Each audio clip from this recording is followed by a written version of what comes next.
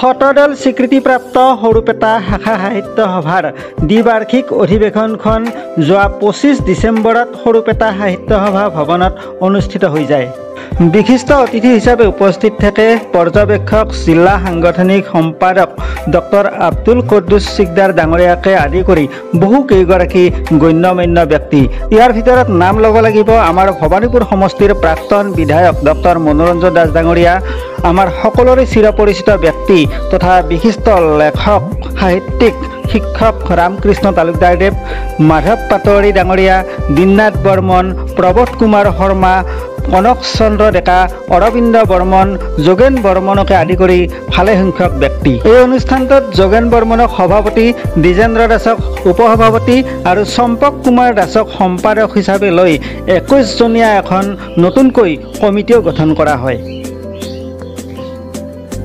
আজি সৰুপেটা সাহিত্য সভাৰ দ্বিবাৰ্ষিক অধিৱেশন ইয়াতে অনুষ্ঠিত হ'ল। সৰুপেটা সাহিত্য সভাৰ যি দ্বিবাৰ্ষিক অধিৱেশন, এই অধিৱেশনত উপস্থিত থাকি বিশেষকৈ বৰপেটা জিলাৰ কাৰ্যনিৰ্বাহক মই এগৰাকী সদস্য আৰু পৰ্যবেক্ষক হিচাপে উপস্থিত থাকি সঁচাকৈ ভাল লাগিলে। এই সভাখনত বিশেষকৈ সৰুপেটা অঞ্চলৰ যিসকল বয়োজ্যেষ্ঠৰ পৰা আৰম্ভ কৰি মহিলাসকল বা আমাৰ যুৱসকল, তেওঁলোকে এই শাখা সাহিত্য সভাখন উন্নীত কৰাৰ কাৰণে তেওঁলোকে যিখিনি প্ৰয়াস কৰিছে, যোৱা বিগত 2 বছৰ তেওঁলোকৰ যিখিনি কাৰ্যৰ বিৱৰণী ইয়াতে সম্পাদকৰ প্ৰতিবেদনত প্ৰকাশ পাইছে, সঁচাকৈ ভাল লাগিছে যে অসম সাহিত্য সভাৰ বা আমাৰ যি সাহিত্য সংস্কৃতি ইয়াক উন্নত কৰাৰ কাৰণে, ইয়াক সাহিত্য প্ৰসাৰ আৰু প্ৰচাৰৰ ক্ষেত্ৰত বা সৰুপেটা শাখা সাহিত্য সভাই যথেষ্টখিনি দায়িত্ব তেওঁলোকে পালন কৰি আছে। আজি যিহেতু সৰুপেটা শাখা সাহিত্য সভাৰ দ্বিবাৰ্ষিক অধিৱেশন আছিলে আৰু আগন্তুক 2025 আৰু 25ৰ পৰা 27 বৰ্ষলৈকে এটি কাৰ্যনিৰ্বাহক সমিতিও ইয়াতে গঠন কৰা হ'ল, য'ত যোগেন বৰ্মন ডাঙৰীয়াক সভাপতি আৰু চম্পক দাস ডাঙৰীয়াক সম্পাদক হিচাপে লৈ 21জনীয়া এটি কাৰ্যনিৰ্বাহক সমিতি ইয়াতে গঠন কৰিলে। সঁচাকৈয়ে ভাল লাগিলে। মই ভাবোঁ যে আগন্তুক দিনত সৰুপেটা শাখা সাহিত্য সভাই আমাৰ সাহিত্য, বিশেষকৈ সাহিত্য চৰ্চাৰ ক্ষেত্ৰত বা আমাৰ যি কলা সংস্কৃতি ইয়াক আগুৱাই নিয়াৰ ক্ষেত্ৰত বিশ্বমানত আগুৱাই নিয়াৰ ক্ষেত্ৰত যথেষ্ট পৰিমাণে তেওঁলোকে অৰিহণা যোগাব। বিশেষকৈ স্কুলীয়া ছাত্ৰ ছাত্ৰী, কলেজৰ ছাত্ৰ ছাত্ৰীসকলৰ লগতে মহিলাসকলকো তেওঁলোকে সাঙুৰি লৈ আমাৰ আগন্তুক দিনত যাতে এটা বহল ভিত্তিত আমাৰ সমাজৰ প্ৰতিগৰাকী ব্যক্তিক, সমাজৰ প্ৰতিগৰাকী সদস্যক এই সাহিত্য চৰ্চাৰ ওপৰত তেওঁলোকে আকৰ্ষণ কৰিব পাৰে, সেইখিনি আশা ৰাখিছোঁ।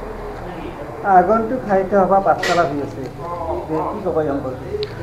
হয়, আমাৰ বৰপেটা বা বজালী জিলাবাসীৰ কাৰণে আগন্তুক দিনত বিশেষকৈ আমাৰ যি 77তম দ্বিবাৰ্ষিক অধিৱেশন বজালীত অনুষ্ঠিত হ'বলৈ গৈ আছে, এটি ভাল লগা এটা বাৰ্তা আমাৰ কাৰণে।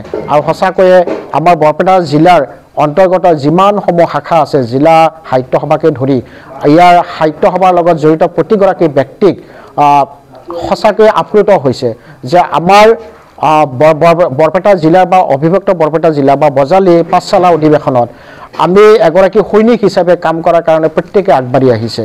আৰু বিশেষকৈ অসম সাহিত্য সভাৰ এই অধিৱেশনত অসমৰ বিভিন্ন প্ৰান্তৰ পৰা, অসমৰ বাহিৰেও আন ৰাজ্যসমূহৰ চুবুৰীয়া ৰাজ্যসমূহৰ পৰা সাহিত্যপ্ৰেমী ব্যক্তিসকল ইয়াতে আহিব, তেওঁলোকক আদৰণি জনাব আৰু বিভিন্ন অনুষ্ঠান তাতে অনুষ্ঠিত হ'ব। তাৰ কাৰণে সকলোৱে কিন্তু সাজু হৈছে, সকলোৱে এটা উৎসৱময় পৰিৱেশ সৃষ্টি কৰাৰ কাৰণে বা সকলোৰে মন মানসিকতা এটা উখল মাখল এটা পৰিৱেশ আমাৰ নিজৰ মনতে সকলোৱে জাগ্ৰত হৈছে। পোনতে আটাইলৈকে সেৱা যাচিছোঁ যে অসম সাহিত্য সভাৰ মই এগৰাকী সাধাৰণ সেৱক। এই সৰুপেটা সাহিত্য সভাখন 1973 চনতে স্থাপিত হৈছে আৰু আজিলৈকে ই চলি আছে। এটা সময়ত হয়তো নিজাববীয়া ঘৰ নাছিলে, এতিয়া নিজাববীয়াকৈ ঘৰ হৈছে।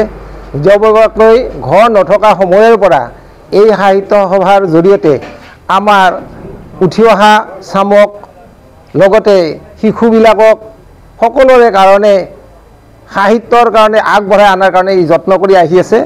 আৰু এই যে আমাৰ ইতিমধ্যে কোৱা হ'ল গ্ৰন্থ, যে সাহিত্য সভাৰ সৃষ্টি আচলতে গ্ৰন্থ আলোচনী আদি। এই সাহিত্য সভাত যে ইতিমধ্যে আমাৰ বহুকেইখন গ্ৰন্থ ইয়াত উন্মোচন কৰা হৈছে, আৰু এই সাহিত্য সভাখনে আমাৰ নিজাববীয়া যি আমাৰ শাখাৰ কাৰ্যসূচীৰ লগতে জিলা আনকি অসম সাহিত্য সভাৰো কাৰ্যসূচী ৰূপায়ণ কৰি আহি আছে, আৰু এই ৰূপায়ণৰ জৰিয়তে আমাৰ অঞ্চলটোৰ সমগ্ৰ মানুহখিনিকেই ইয়াত লগ লগাব পৰা গৈছে। বিশেষকৈ আমি যেতিয়া প্ৰাক শতবৰ্ষৰ অনুষ্ঠান পাতিছিলোঁ, এই প্ৰাক শতবৰ্ষৰ অনুষ্ঠানটি ইমানেই উন্নত আছিল যে বৰপেটা জিলাৰ আন শাখাবিলাকে এনেধৰণৰ উন্নত মানৰ মানে এই উদযাপন কৰিব পৰা নাছিল যিটো আমাৰ শতবৰ্ষৰ দিনটো। আমি আশা ৰাখিছোঁ এই যিখন নতুনকৈ কমিটি গঠন হ'ল, এই নতুন কমিটিয়ে হয়তো আগন্তুক যি দিৱৰ্ষ, এই দিৱৰ্ষত আমাৰ সাহিত্য চৰ্চাৰ জৰিয়তে আমাৰ সৰু ল'ৰা ছোৱালীৰ পৰা পুৰুষ মহিলা আটাইকে সামৰি লওক, আৰু ই বৰপেটা জিলাৰ ভিতৰত তথা অসমৰ ভিতৰতে এখন উন্নত মানৰ সাহিত্য সভা হওক, ইয়াৰে মই কামনা কৰিছোঁ।